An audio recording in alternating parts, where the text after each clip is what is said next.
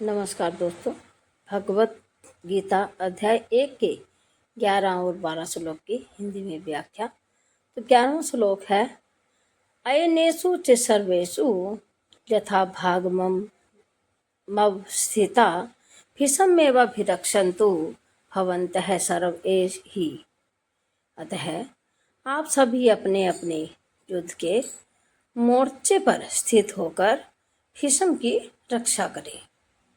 इस श्लोक में दुर्योधन अपनी सेना के प्रमुख योद्धाओं को संबोधित करते हुए युद्ध की रणनीति के एक महत्वपूर्ण पहलू पर निर्देश देते हैं कि वह भीष्म की सुरक्षा के महत्व पर जोर देते हैं। जो कौरव सेना के सेनापति हैं, भीष्म एक अत्यंत आदरणीय और अनुभवी योद्धा हैं, जिनकी उपस्थिति और नेतृत्व दुर्योधन की सेना के मनोबल और प्रभावशीलता के लिए महत्वपूर्ण है। तो दुर्योधन का यह निर्देश इस बात को रेखांकित करता है कि उनकी सफलता की संभावनाओं के लिए भीष्म की सुरक्षा सुनिश्चित करना रणनीतिक रूप से आवश्यक है।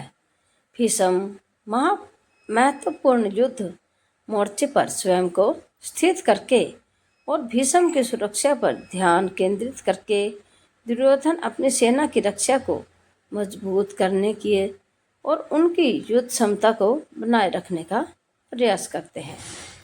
तो 12वां श्लोक है, तस्य संजन्य हर्ष कुरुवृद्धा पितामहा सिंहनाद विनघोचर शंख धद्योमो प्रतापवान। तो उसके उत्साह को बढ़ाते हुए कुरुवंश के प्रीत पितामह भीष्म ने सिंह के गर्जना के समान उच्च स्वर में शंख फूंका और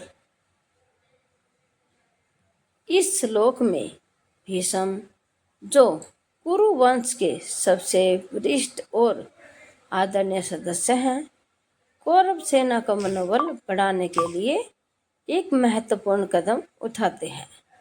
दुर्योधन की भावना को बढ़ाने और सैनिकों में आत्मविश्वास जगाने के लिए भीष्म अपने शंख को जोर से फूंकते हैं, जिससे सिंह की गर्जना के समान ध्वनि उत्पन्न होती है। इस कार्य का प्रतीकात्मक और बहुआयामी महत्व है। मनोबल बढ़ाना। शंख की तेज और शक्तिशाली ध्वनि कौरव सैनिकों का मनोबल बढ़ाने का कार्य करती है, जिससे युद्ध की शुरुआत का संकेत मिलता है और भीष्म की तैयारी और शक्ति का प्रदर्शन होता है। नेतृत्व।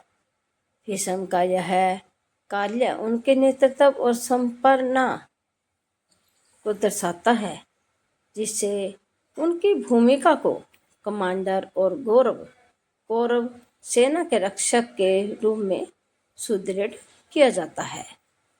भय का संचार। यह ध्वनि प्रतिद्वंदी पांडव सेना को भयभीत करने का भी कार्य करती है, जिससे कौरवों की शक्ति और एकता का प्रदर्शन होता है। भीष्म द्वारा शंख फूंकना एक पारंपरिक और औपचारिक कार्य है, जो युद्ध की शुरुआत को चिन्हित करता है और आगामी घटनाओं के लिए वातावरण तैयार करता है। तो आपको हमारे गीता श्लोक अच्छे लगे तो आप इसे आगे शेयर ज़रूर से ज़रूर करना और हमारे चैनल को सपोर्ट करना। आपकी अति कृपा होगी। जय श्री कृष्ण।